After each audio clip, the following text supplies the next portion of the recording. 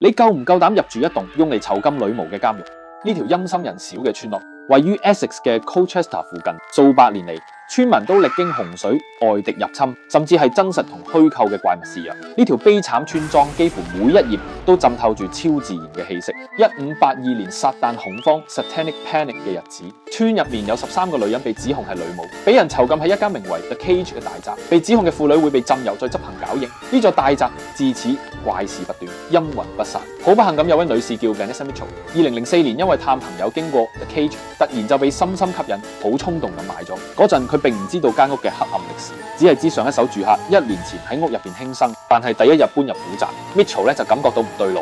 Mitchell 本身擁有陰陽眼，本來都唔怕，直至佢發現呢間屋嘅負能量越嚟越多，靈體甚至喺光天化日現身，佢先開始識驚。據 Mitchell 形容，屋入邊嘅靈體有穿古裝，有穿現代服飾，有男有女，亦有細路，其中一個男人仲會企喺度望實佢。Mitchell 咧後來咧係大咗肚，試過俾鬼推到差啲跌落樓梯，又試過被咬到手臂瘀晒，耳邊會有聲音催促佢離開世界，連串不斷咁樣騷擾，令佢只係咁係大睡房生活。3年之後 ，Mitchell 為個仔着想搬走，佢將經歷寫低，出版咗一本叫《Spirit of the Cage》嘅回憶錄。2019年 ，The Cage 以30萬英鎊賣出，2025年初再俾一個 YouTuber 買咗，用嚟記錄靈異世界嘅活動。你又夠唔夠膽入去住翻埋？留言話我知。